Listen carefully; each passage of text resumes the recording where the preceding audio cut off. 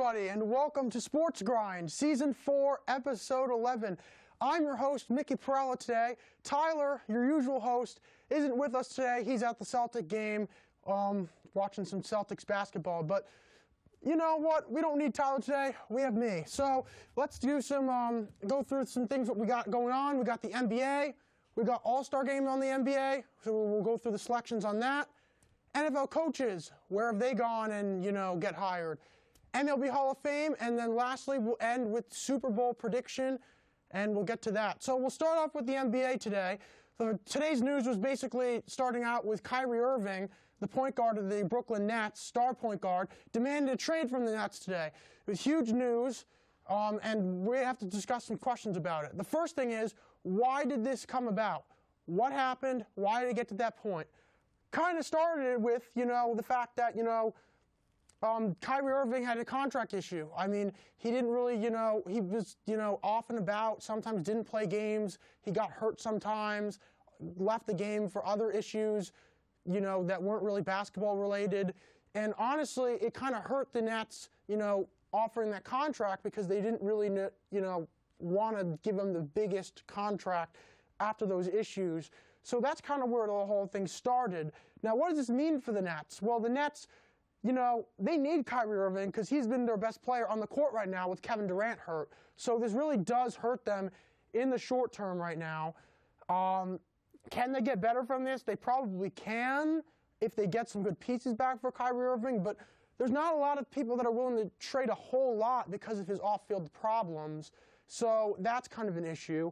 But are there teams interested? Yes, there are. We got the Los Angeles Lakers that are interested, the Phoenix Suns, and the Dallas Mavericks are all teams that are interested. Now, out of those three teams, what do I think would be the best, option? I think the Lakers would be the best option and the most realistic option, mostly because they have they have the right supporting cast around Kyrie where he can succeed.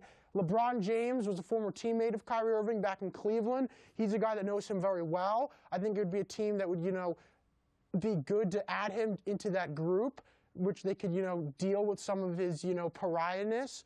I think that the Suns, have a lot of pressure on them, and the Mavericks have a lot of pressure on them to get some more stars in there. Like, I know that Devin Booker's on the Suns, and on the Mavericks you got Luka Doncic, but there really is a lot of pressure on them. So I feel like that the Lakers have the less amount of pressure. They also have, the most incentive to get the deal done. So I think the Lakers are probably the front runners, but we'll see if he gets traded by the trade deadline because that's apparently when he wanted to get traded by. So let's go into some NBA scores that have been happening yesterday. So the Bucks beat the Clippers 106-105. Giannis was the big scorer of the game. He had 54 points and 19 rebounds. The Mavericks beat the Pelicans 111-106. The Nuggets beat the Warriors 134-117. Nikola Jokic, the star player for the Nuggets, had a huge, huge game.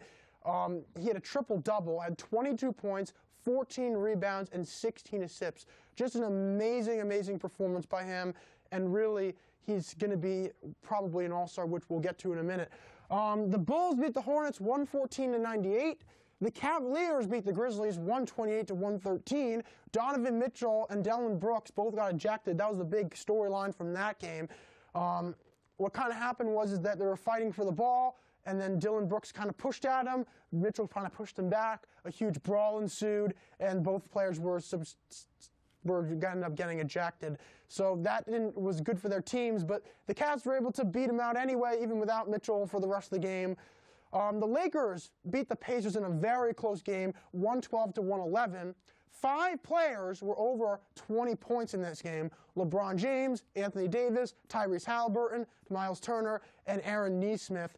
The Lakers have actually been playing very well recently, definitely with Anthony Davis coming back, and LeBron is on the precipice of the all-time scoring record. He's been playing really well as of late. What if they get Kyrie Irving is going to be the big thing if I'm going to look for at the deadline. Do they get Kyrie Irving? Do they add him? How does it change their team as of right now? Does Russell Westbrook go in the trade back to Brooklyn? That'll be very interesting to see at the deadline. And then we'll go to the last game that happened yesterday. The Knicks beat the Heat 106-104. R.J. Barrett was the star player for the Knicks, had 30 points after a disappointing game the game before, and Bam Adebayo was the leading scorer for the Miami Heat. He had 32 points. Jimmy Butler, who has been known as the Miami Heat's best player, usually did not have a good game and struggled, which was part of the reason why the Heat really didn't defeat the Knicks as I thought they were going to do, because the Heat are a better team in my opinion. But Jimmy Butler did not play well at all, and that was kind of some of the reason. And also, Tyler Hero doesn't usually defend well. Didn't defend well in this game. R.J. Barrett had so many points against him. He was 7 of 9 shooting against Tyler Hero. He just did not play good enough defense. And that was the reason, part of the reason why the Heat lost in this game. And the last thing is that the Knicks have been, winning games, but also been losing games recently. And a lot of that is because of Tom Thibodeau and his questionable decision-making. The Knicks head coach has really been, made some weird decisions like ISOing Julius Randle one-on-one, not giving their best player, Jalen Brunson, the ball in clutch situations, even though he's really their best clutch player. It's really kind of, puzzling sometimes and a little head-scratching, especially as a Knicks fan right here. It's definitely really annoying sometimes. But you know what? They won the game, and that's the best we can really ask for, even in a tight game like this. So that's what happened in the NBA. We'll move on to the All-Star games for the NBA. The selection. So from the Eastern Conference, we have Giannis from the Bucks, Kevin Durant from the Nets, Kyrie Irving from the Nets, Donovan Mitchell from the Cavs, Jason Tatum from the Celtics, Bam Adebayo from the Heat, Jaylen Brown from the Celtics, DeMar DeRozan from the Bulls, Joel Embiid from the Sixers, Tyrese Halliburton from the Pacers, Drew Holiday from the Bucks, and Julius Randle from the Knicks were the Eastern selections. Now we'll head over to the West. In the Western Conference, we got LeBron James from the Lakers, Steph Curry from the Warriors, Luka Doncic from the Mavericks, Nikola Jokic from the Nuggets, Zion Williamson from the Pelicans, Paul George from the Clippers, Shai Gilgeous-Alexander from the Thunder, Jaren Jackson Jr. from the Grizzlies, Damian Lillard from the Portland Trail Blazers, Lauri Markkanen from the Jazz, John Morant from the Grizzlies, and Domantas Sabonis from the Kings. Out of all these selections, are there anyone in particular that I thought should have made the All-Star team? I think Jalen Brunson should have gotten more consideration. I've watched him all year. He really has had a breakout year on the Knicks since leaving the Mavericks. They definitely needed him a lot. So I think that was kind of a big mishap. Another one is Devin Booker. He's another guy where I thought he should have made it from Phoenix. But I honestly thought they did a decent job. I hope one of those two guys get in via injury replacements, because sometimes a lot of these players get hurt. Will Zion play? Will Kevin Durant play? Because they're both hurt right now. I don't know. They might get in on the injury replacement. So that is definitely something that to look for in the next couple of days. Now we'll move on to the NFL coaches. There's been 5 NFL coaching openings since the season ended for the teams that didn't make the playoffs. So we'll go through 3 of the hirings over the past couple of days. Frank Reich, the former Indianapolis Colts head coach, got a job with the Carolina Panthers. I think it's a good move for them. I think Frank Reich did a very good job for the Colts, even though they really were messing around with their quarterbacks. They really did not have a solid quarterback in his tenure. It was going to be Andrew Luck. He retired. They go to Brissett. They go to Phillip Rivers. They go to Carson Wentz. They go to Matt Ryan. Nothing really worked out for the Indianapolis Colts at all. And honestly, is Frank Reich to blame for all the, quarterback issues? I think partly, but I also think that, the owner and the general manager are just as important to the decision-making than the coach. But you know what? I think that the Panthers needed a guy like Reich, a guy that, will give them a floor baseline of winning at least 7, 8, 9 games. If they get some more talent, they'll probably win more. They got to get the quarterback situation figured out, though. The Panthers have not really had a good quarterback situation really ever since Newton left. They have tried options. They tried Darnold. They tried Baker Mayfield. They tried Teddy Bridgewater. Heck, they even tried Cam Newton. After a couple of years, they brought him back, and it didn't really work. So they got to get the quarterback situation figured out. Will Derek Carr go there? I think that's a place to look for him. That'd be a nice guy to put on your team. All right, second coach we got is Sean Payton.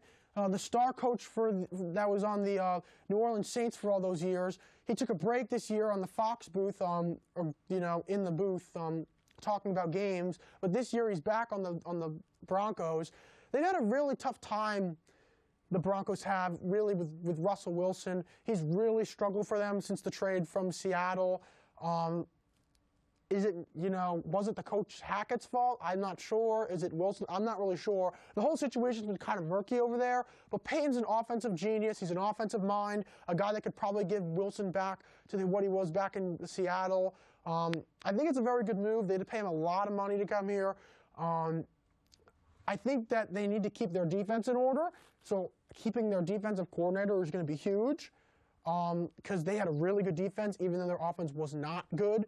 So I think there's some things to work on here. I think that, Russell Wilson needs to go back to the guy who was in Seattle, but can he come back? That's a real legitimate question that we're not really sure yet, but I think he could, but I think Peyton really needs to dig down and put on a nice, format of how to win games.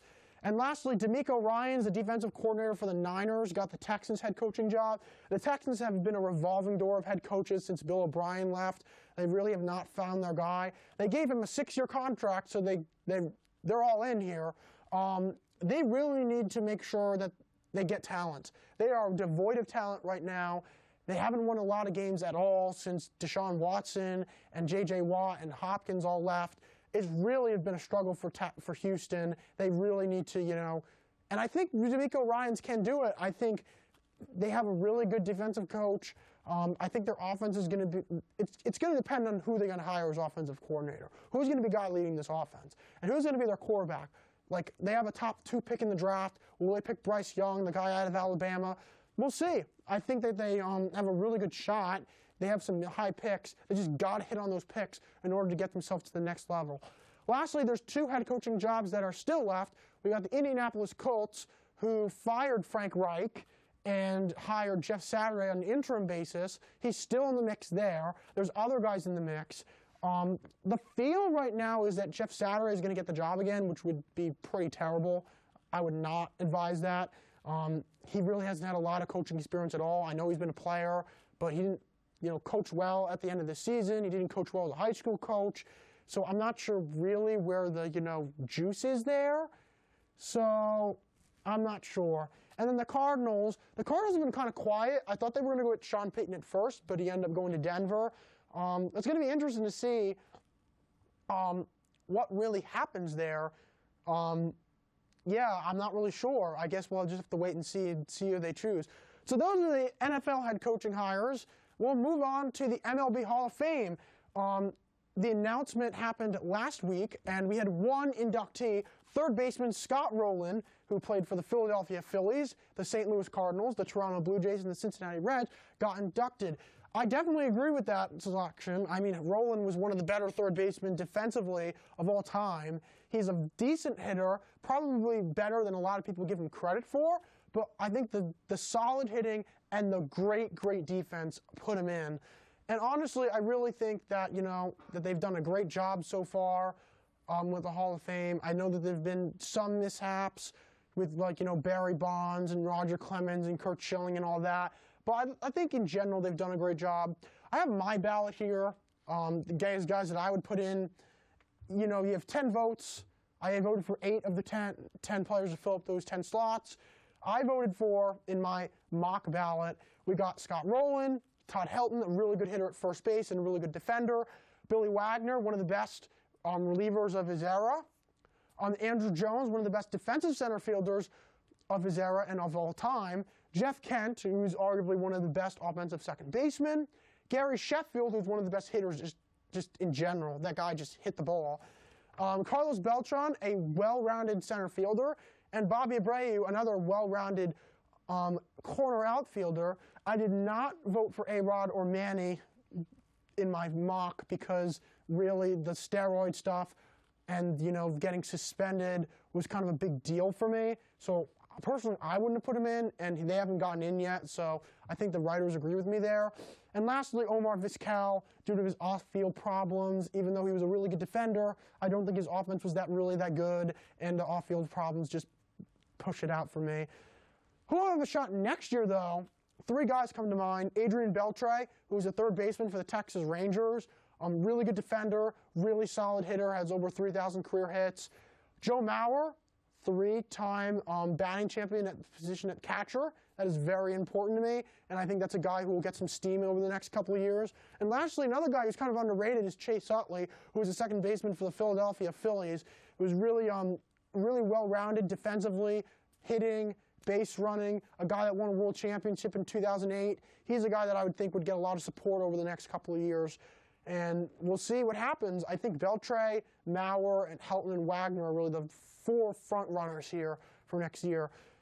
All right, we've gotten through most of it. Now let's get to the Super Bowl. Yes, the Super Bowl. It's happening this week, 2 weeks from now. It's going to be really fun. The Kansas City Chiefs, Philadelphia Eagles, those 2 teams fighting against each other. What to expect from those teams? Well, the Kansas City Chiefs have been really, really good offensively all year, and that's really their bread and butter with Andy Reid being an offensive coach and Patrick Mahomes being one of the best quarterback in the whole league, and Travis Kelce being the best tight end in the league. They have offensive players. They have the players that can really win in the Super Bowl. They've done it before. They have a really good chance of doing it again.